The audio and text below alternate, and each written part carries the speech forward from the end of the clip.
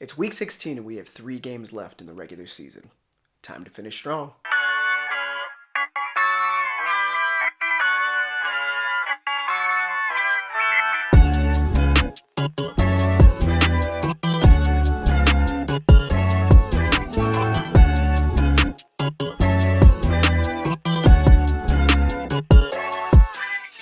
What's up, Broncos country? My name is Brandon Gilchrist. Well, our Broncos have another game at home this week with a tough opponent coming into town. The Jacksonville Jaguars are surging right now and they look to clinch a playoff berth, their first since 2022, this week. Before we get into the matchup, let's talk about the word on the beat this week. Well, after an excellent performance against the Green Bay Packers, Bo Nix was nominated for FedEx Air and Ground Player of the Week. 300 yards, 134.7 passer rating, 4 touchdowns to 4 different receivers, 8 of 12 passing, and 10 plus air yards for 168 yards. Our boy was ballin', and he was recognized this week. Congrats to Bo. In other news, the Broncos were seen practicing in their white helmets this week. Still to be determined if they'll actually be wearing them this Sunday or if it's in preparation for their Christmas game 4 days later in Kansas City. I've been excited to see when they were actually going to deploy these helmets and with what uniform set. Keeping our eyes on the uniform announcement on Saturday this weekend. On the transaction side, our Broncos made a few transactions this week so far. They added tight end Mercedes Lewis back to their practice squad. He's done with his elevations this year, but Sean Payton made it clear that his leadership and veteran presence is something they want in the locker room. Safety Keirdren Smith was signed off of the Broncos practice squad onto the Jets this week, and the Broncos added guard Nash Jones to their practice squad. He's an undrafted player out of Texas State, also recently spent time on the LA Chargers. Additionally,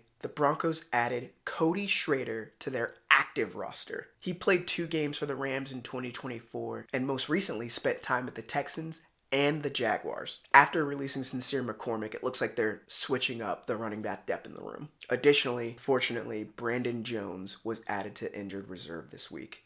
This happened on Monday, showing that pectoral injury was more serious than we had hoped. We'll be keeping our eyes on updates on him to see if there's a possibility of him playing anytime the remainder of the 2025 season. The Broncos also designated Karene Reed back from injured reserve. He's been great depth in the linebacking room as well as on special teams. So excited to have him back. All right.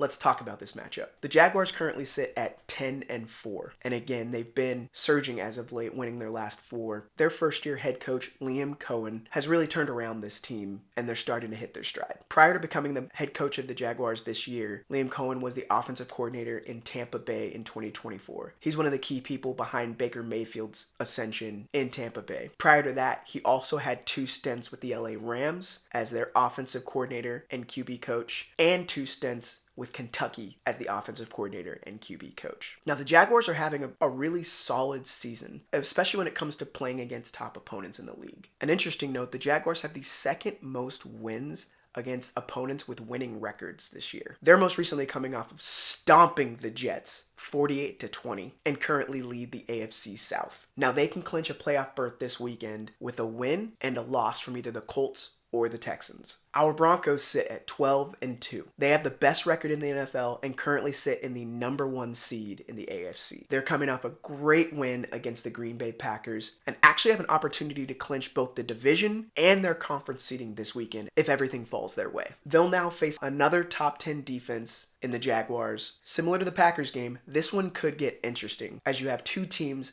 that are pretty evenly matched. This game will be another test in preparation for the playoffs for both teams. For the Broncos, facing another good defense and a playmaking QB. For the Jaguars, facing another team with a winning record while they're surging. Let's talk about this Broncos defense versus the Jaguars offense. The Broncos are coming off of a very solid performance against the Packers, and after a slow start, really started to put the pressure on and take control of the game in the second half. They added 3 more sacks to their total, making it now 58, still leading the league. They also remain the league's best third down defense and red zone defense. In their matchup against the Packers, they hit Jordan Love 15 times and caused 2 interceptions. They were also able to pressure Jordan Love 52% of the time. And they definitely want to create similar results against Trevor Lawrence. As mentioned earlier, Brandon Jones is now on IR, but PJ Locke stepped in the second half and has plenty of experience in the Broncos defense. For the Jaguars offense, it's coordinated by Grant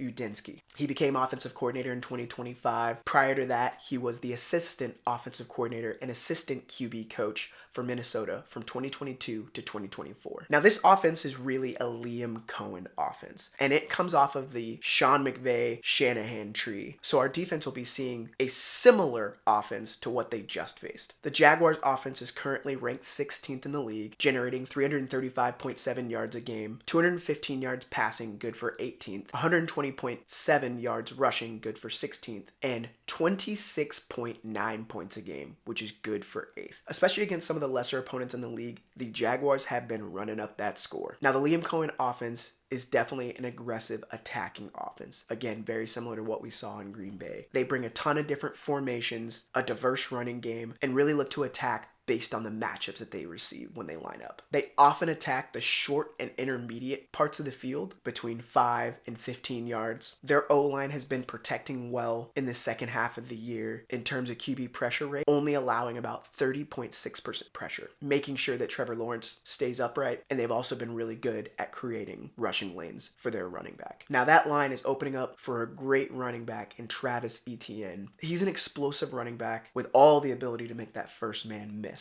He's currently averaging 4.5 yards a carry, 949 yards, and he has 7 touchdowns this year. He hasn't been incorporated into the passing game quite a bit, with the exception of last week's performance, where he was responsible for catching 3 of the 5 touchdowns that Trevor Lawrence threw. Their rookie running back, Bashal Tutin, will be out in this one. He's been a compliment to Travis Etienne, so it'll be interesting to see how that changes the running game for the Jaguars this time around. Now, lining up behind center is their 6'6", 220-pound quarterback, Trevor Lawrence. Drafted in 2021 out of Clemson, he's primarily a pocket passer, but has all the athletic ability to score on the run. And he shows that with having 6 rushing touchdowns this year. He had a great performance last week, and funny enough, was also nominated for FedEx Air and Ground Player of the Week. He was 20 for 32, 330 yards, 51 yards rushing. He was responsible for 6 touchdowns, 5 thrown and 1 rushing this past Sunday. Now, Trevor does like to look for the big play, but his strength really isn't that short at intermediate passing game. He will try to hold on to the ball just a little bit to give his guys a chance. So that may be an opportunity here for the Broncos. And he has plenty of targets to throw to, one being Brian Thomas Jr., a 6'2", 209, fast and big target with all the playmaking ability that you want from your number 1 receiver. He's the guy that Trevor looks for down the field. Now, they also added Jakobi Meyers, a familiar face for the Broncos because he used to play for the Raiders and was traded right before the Broncos played the Raiders on Thursday Night Football. He's been the most reliable target for Trevor and been the guy primarily catching all of those short and intermediate throws to help keep the chains moving. He's a really technical route runner, and he's great at finding the soft space in a defense. Right now, 54% of his targets are at more than 10 yards. So he is the chain mover, and he's also been a primary target in the red zone. Definitely going to need to be aware of where he is on the field at all times. Another familiar face for the Broncos is going to be in Tim Patrick, one of the fan favorites when he was in Denver. He's physical and he has reliable hands, and also looked at as being that guy that can help keep the Jaguars on the field. They also have a very solid tight end in Brenton Strange.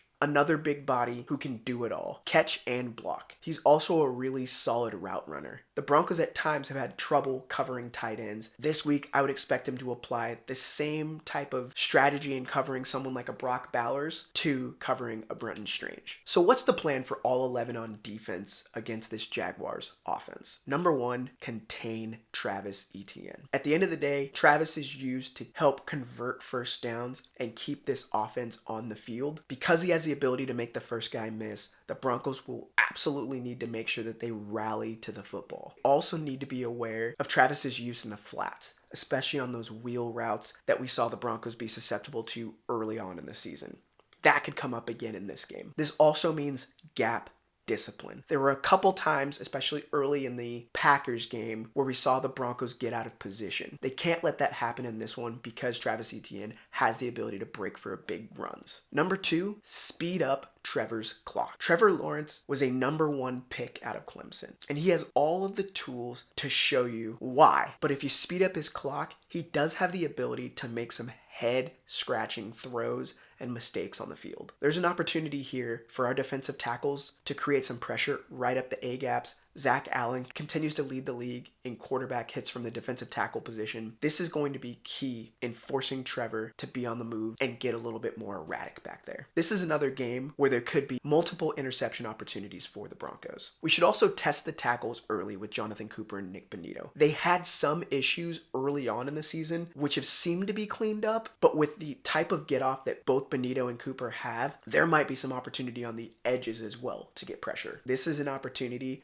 to help him start thinking about the pass rush versus thinking about completing the football. All right, let's talk about the Broncos offense versus the Jaguars defense. The Broncos are coming off of a stellar offensive performance against the Packers, generating 391 yards and 5 touchdowns. It was interesting this time around to watch him use the muddle huddle, meaning that after a play was complete, they got to the line of scrimmage, not necessarily lining up, but just kind of hovering around the line of scrimmage, calling a play, and then lining up, which caused the Packers defense to have to quickly try to adjust or figure out what they were doing, but the Broncos would then quickly snap the ball, and that created some big plays just from doing that this past weekend. That might be a new weapon that they start deploying here as we finish up the season and head into the playoffs. I expect them to use it on such an aggressive defense this week as well. The offensive line also did a great job in protecting their quarterback. 0 sacks against a great pass rush. They currently sit top 10, only allowing about 27.5% pressure on the quarterback. We'll need them to put together another great performance like that this week. Courtland Sutton is also quietly making history. After his performance this past Sunday, he passed wide receiver Ed McCaffrey in all-time receiving yards as a Bronco. Now looking at this Jaguars defense, it's coordinated by Anthony Campanile. He's been the defensive coordinator since 2025. Prior to that, he was the linebackers and running game coordinator in Green Bay in 2024, and also the linebackers coach for the Dolphins from 2020 to 2023. The Jaguars defense currently sits at 10th, only allowing 308.5 yards a game. They only allow 222.2 passing,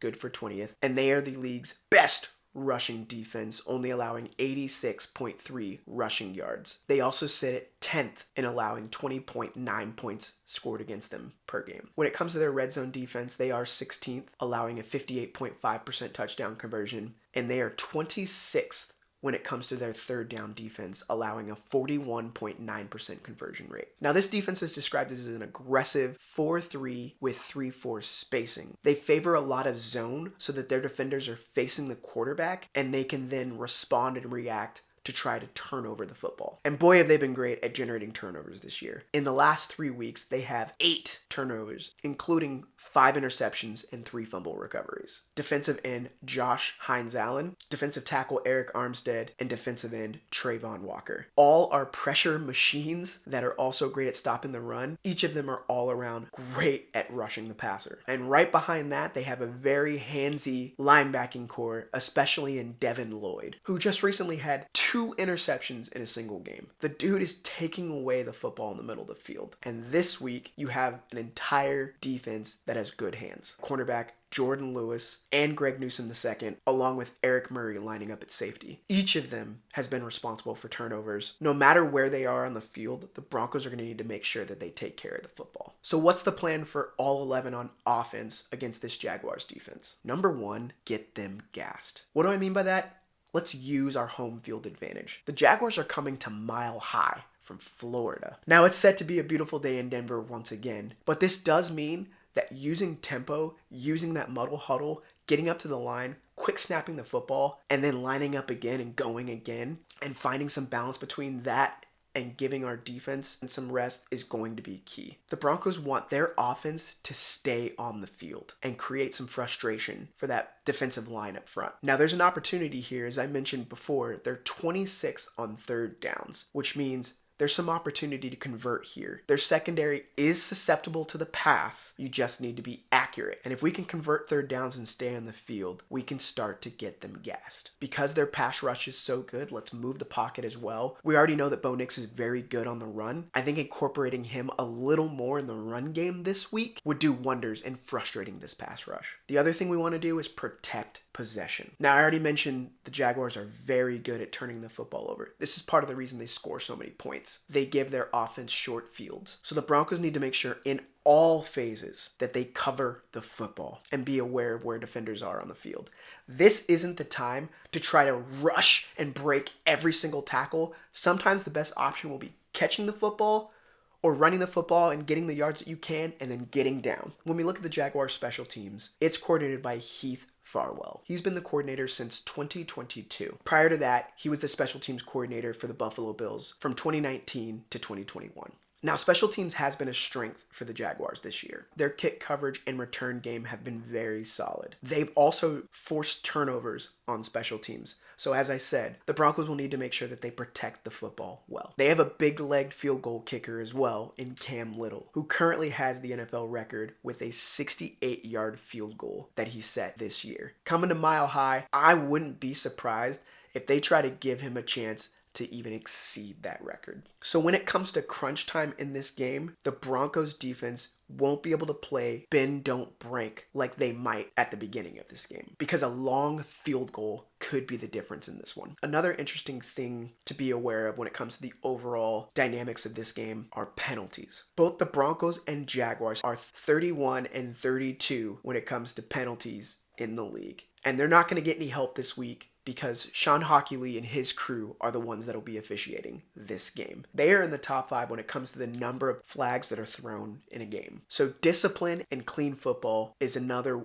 place where the Broncos could get some margin and be the difference in this one. This should be a great game on Sunday. The Jaguars really bring a well-balanced team to Denver, and the Broncos need to get on top of them early and take control of this game. This is an opportunity for the Broncos to show they have a well-balanced team of their own, and I think that's exactly what they're going to do. What do you think about the matchup with the Jags? Where do you think our Broncos have the advantage? Let me know in the comments. As always, be kind. Talk to you soon, Broncos country.